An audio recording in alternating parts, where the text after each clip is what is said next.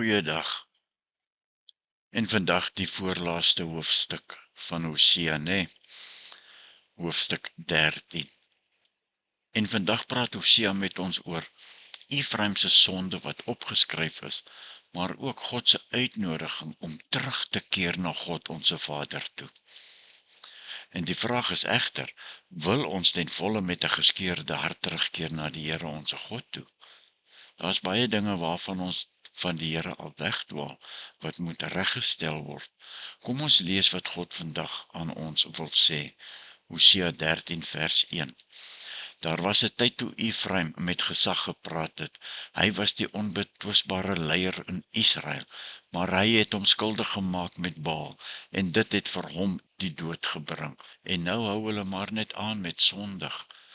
Hulle het vir hulle die beelde gemaak, afgodsbeelde van silwer na sy eie smaak, maar dit bly die handewerk van ambagsmanne. Van hierdie beelde sê hulle, as 'n mens wil offer, moet jy hierdie kalwer soen. Daarom sal hulle so vinnig verdwyn soos 'n môrewolkie, soos dou. Hulle sal weggewaai word soos kaf van 'n dorsvloer af, soos 'n rook uit 'n skoorsteen uit. Ja, Efraim was mos voorheen die leier onder die stamme gewees, maar met die kalwerkultus van Jerobeam het hulle ook die leiding in die Baaldiens geneem, om te dink dat beelde wat ambagsmanne van silwer maak, het meer mag het as die mens self, en dus met offers en soene vereer moet word. Weens hierdie dwaase ding sal Efraim se status verander tot niks. Dit sal verander soos 'n môrewolk. Dit sal lyk soos dou, soos kaf in die wind. Dit sal soos rook verdwyn. Dinge wat jy een oomblik nog sien, en dan het dit verdwyn. Dis wat gaan gebeur. Vers 4 tot 6. Ek is die Here jou God van die tyd van Egipte af. Jy het geen ander God geken nie, en jy het geen ander redder gehad nie. Dit is ek, wat jou in die woestyn in 'n dorre land versorg het, sê die Here. Maar toe hulle by goeie weiding gebring is, het hulle vol geëet. En toe hulle vol geëet was, het hulle hoogmoedig geword. Daarom het hulle my vergeet. Ja, die beelde was mensgemaak, maar ook die vermeende onsigbare godheid Baal was maar net 'n projeksie van hoe mense die natuur in die lewe ervaar het.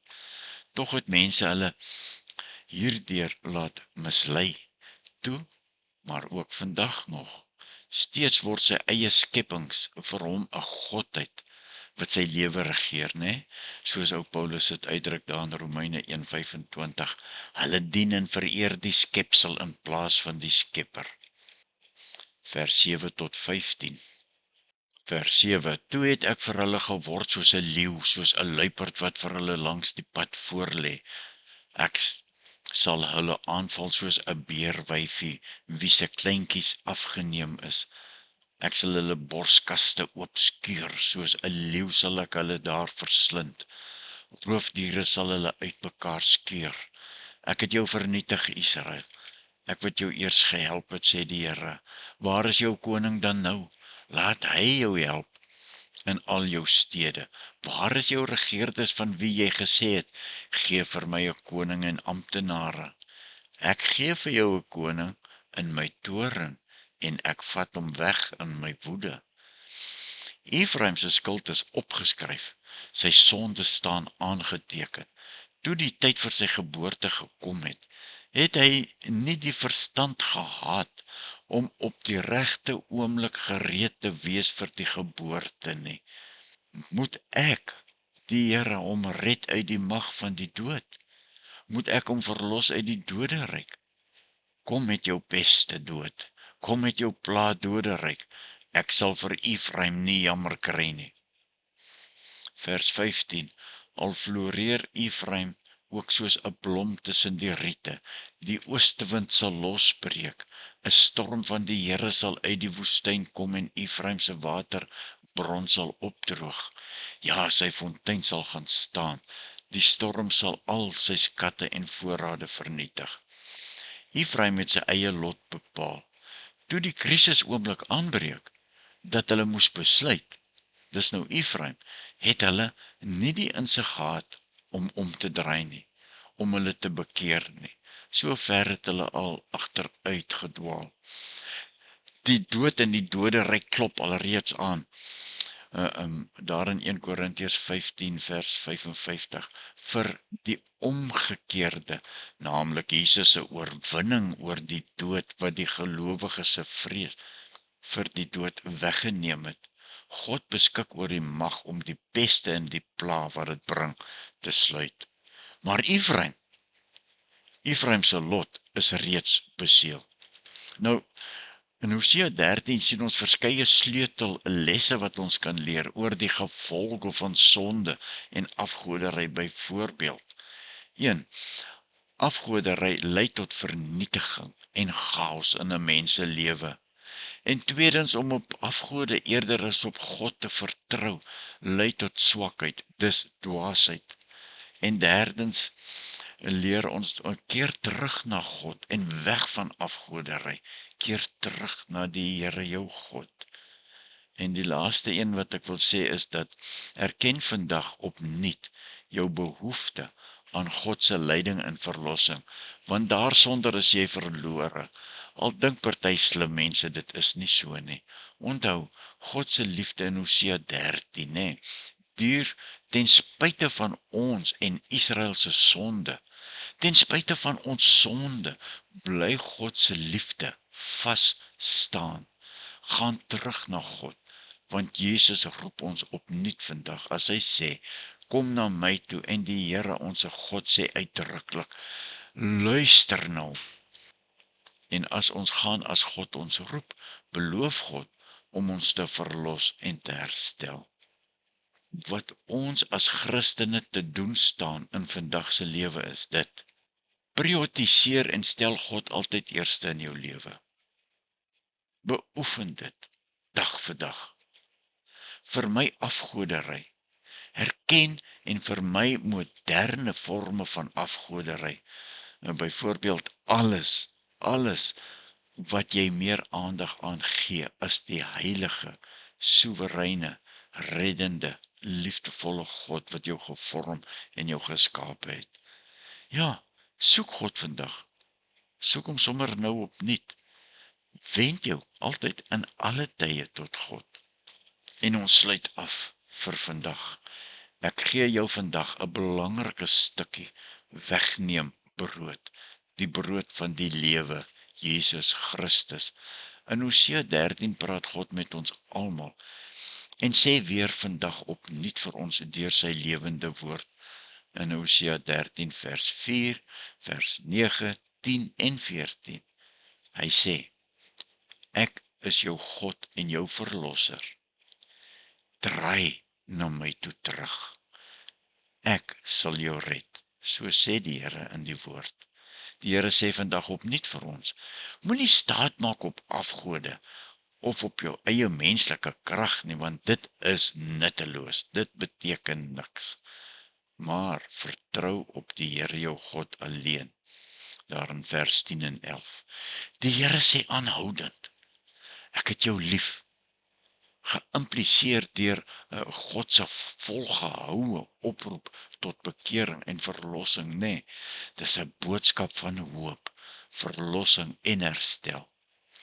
God begeer 'n verhouding met jou en met my, wat eg en opreg is, en bied ons dan die ewige verlossing by hom in sy teenwoordigheid.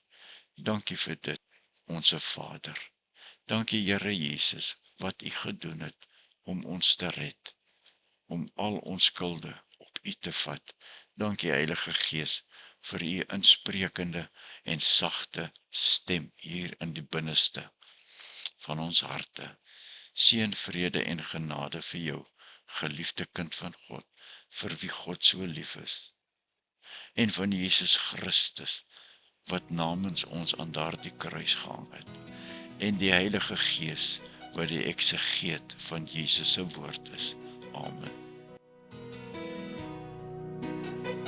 It was good to know you, so good to know you.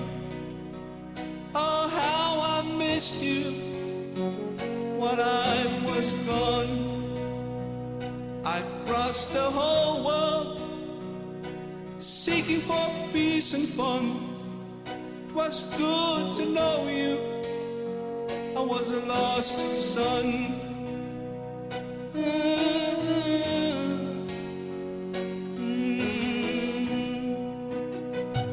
I lived a reckless life with eager friends.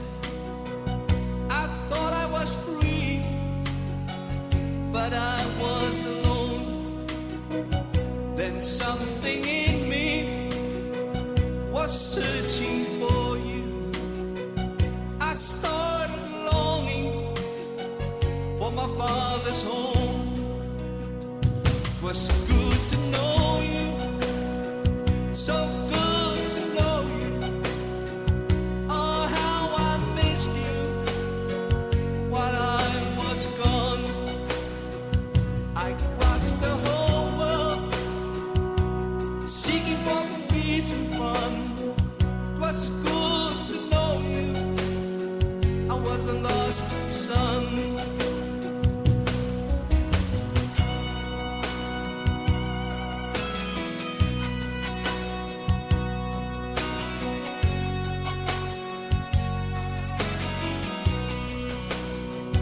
When I came to my senses and gave the first step with arms wide open, God received me back.